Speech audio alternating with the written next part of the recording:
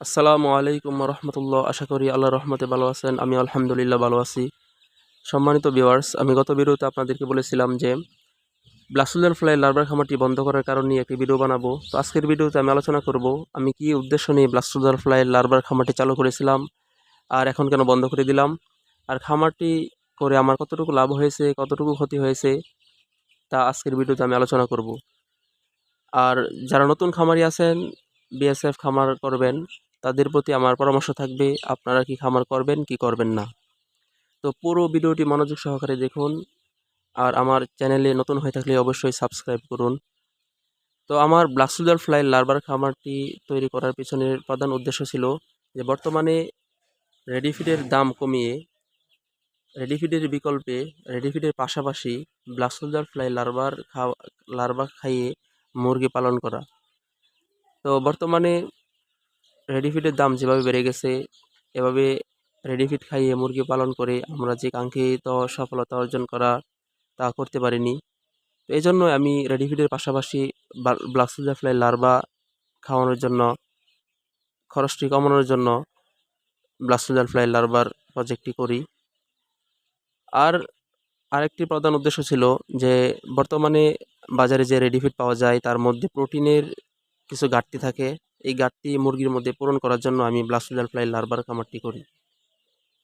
তো পরবর্তীতে ব্লাস্টুজার ফ্লাই লার্ভার খামারটি বন্ধ করার কারণ, ব্লাস্টুজার ফ্লাই লার্ভার খামারটি বন্ধ করার প্রধান কারণ হলো যে আমি লার্ভার উৎপাদনের জন্য যে ওয়েস্ট ফুড দরকার তা আমি পর্যাপ্ত কালেক্ট করতে পারিনি। আমি পর্যাপ্ত পরিমাণে ওয়েস্ট ফুড সংগ্রহ করতে না পারার কারণে আমার খামারটি বন্ধ হয়ে যায়। যে পরিমাণে প্রতিদিন একটা লার্ভার উৎপাদন অব্যাহত রাখতে গেলে যে পরিমাণে খাবার দরকার তা আমি সংগ্রহ করতে পারিনি। তো এই জন্য আমি লার্ভার খামারটি বন্ধ করে দেই। আর দ্বিতীয় কারণ ছিল যে আবহাওয়ার কারণে ব্লাস্টুজার ফ্লাই লার্ভার উৎপাদনটা অধিকাংশই আপনার আবহাওয়ার উপর নির্ভর করে। আবহাওয়া যদি আপনার অনুকূলে থাকে, গরম থাকে, ব্রাইটনেস ভালো থাকে এবং তাপমাত্রা 30 ডিগ্রি সেলসিয়াসের উপরে থাকে, তাহলে মাছি পর্যাপ্ত পরিমাণে ডিম দেয় এবং ডিম থেকে লার্ভা দ্রুত ফুটে এবং উৎপাদন অব্যাহত থাকে, উৎপাদনে কোনো ঘাটতি হয় না। আর যদি তাপমাত্রা কম থাকে, ঠান্ডা ভাব থাকে, মেঘাচ্ছন্ন থাকে, তাহলে উৎপাদনটা অনেকটাই কমে যায় এবং আপনার যে এই প্রজেক্টে যেই ধারাবাহিক উৎপাদন তা কমে যায়। তো এই জন্য আমার খামারটি বন্ধ হয়। আরেকটি কারণ ছিল যে উপযুক্ত পরিবেশ। ব্লাস্টুজার ফ্লাই লার্ভার উৎপাদনের জন্য অবশ্যই উপযুক্ত পরিবেশ দরকার, আর উপযুক্ত পরিবেশ না থাকলে আপনি এই খামারটি করতে পারবেন না। আমার ঠিক সেম হয়েছে যে আমার খামারটি উপযুক্ত পরিবেশে ছিল না, লোকালয়ের ভিতরে ছিল। এজন্য একটি দুর্গন্ধ ভাব সৃষ্টি হতো এবং পরিবেশের একটি সমস্যা হতো। এজন্য আমার খামারটি বন্ধ হয়ে যায়। তো এসব কারণে আমি খামারটি বন্ধ করে দিই, অন্য কোনো কারণে নয়। আমি চেয়েছিলাম যে এর থেকে ভালো একটি উৎপাদন আমি করব এবং মুরগি খাওয়াবো।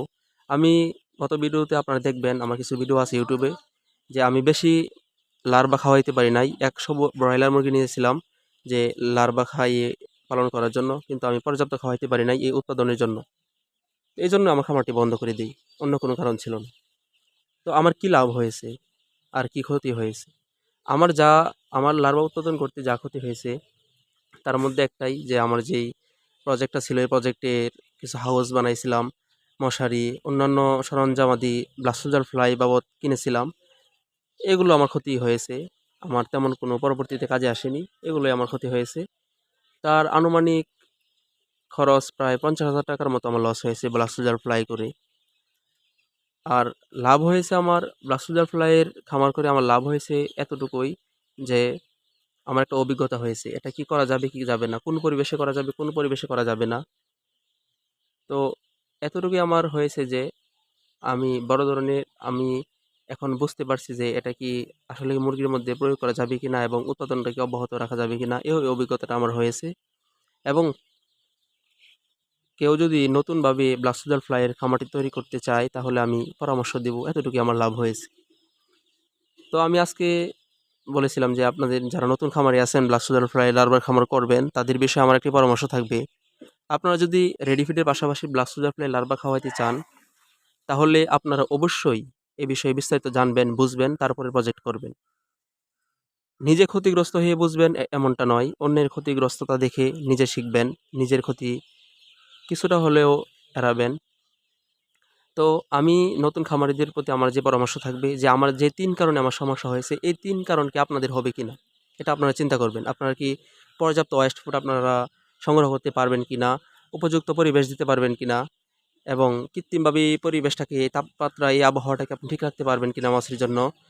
আর আপনি উপযুক্ত একটা পরিবেশ তৈরি করতে পারবেন কিনা? লোকালয় থেকে বাহিরে সুন্দর একটা পরিবেশ তৈরি করতে পারবেন কিনা? যেন জনমানুষের ক্ষতি না হয়। এটা দুর্গন্ধময় একটা জিনিস। অনেকে বলে দুর্গন্ধ হয় না। দুর্গন্ধ হয় কিছুটা। আপনি সবসময় কন্ট্রোল করতে পারবেন না এটা। কিছুটা দুর্গন্ধ বের হয়ে যাবে। তো মানুষকে কষ্ট না দেওয়ার থেকে না খেয়ে থাকা ভালো। দেওয়ার থেকে না খেয়ে থাকা ভালো। তো আপনারা এই বিষয়টা চিন্তা করবেন যে মানুষের যাতে ক্ষতি না হয়। তো আপনারা যদি এই ৩ টা বিষয় মেইনটেইন করতে পারেন আর আপনাদের পরিবেশ অনুকূলে হয়, আবহাওয়া ঠিকঠাক রাখতে পারেন এবং খাবারটা সঠিকভাবে করতে পারেন, দিতে পারেন লার্ভাকে, তাহলে আপনারা এই প্রজেক্টটা করুন। অযথা এটার মধ্যে নেমে পরবর্তীতে ক্ষতিগ্রস্ত হবেন না। YouTube এ কিছু দেখে ক্ষতিগ্রস্ত হবেন না। লাভ লস দোনোটাই আছে সবকিছুর মধ্যে। কিন্তু আপনি পারবেন কিনা, আপনার দ্বারা এটা সম্ভব কিনা, এটা আপনি নিজেই বিবেচনা করবেন। পৃথিবীতে সবাই সবকিছু পারে না। আপনি এটা পারবেন কিনা? আমি পারি নাই এজন্য কি আপনি ছেড়ে দিবেন? না। আমি পারছি দেখে কি আপনি করবেন? না। আপনি এটা পারবেন কিনা? আপনি যদি এটা পারেন বিএসএফ খামার তৈরি করতে, তাহলে আপনি নিজেকে বলুন আপনি পারবেন কিনা? আপনার পরিবেশ আছে কিনা? আপনার সময় সুযোগ আছে কিনা? ধৈর্য আছে কিনা? তাহলে আপনি এটা করুন। তো আশা করি সম্মানিত ভিউয়ার্স আপনারা বুঝতে পারছেন আমার আলোচনা। তো তবে যদি কোনো কিছু জানার থাকে তাহলে আমাকে স্ক্রিনে দেওয়া নাম্বারে ফোন করুন। তাহলে বিস্তারিত আলোচনা করা যাবে ইনশাআল্লাহ। তো আজকের ভিডিও এতটুকুই। যারা আমার চ্যানেলে নতুন আছেন প্লিজ সাবস্ক্রাইব করুন। আসসালামু আলাইকুম ওয়া রাহমাতুল্লাহ।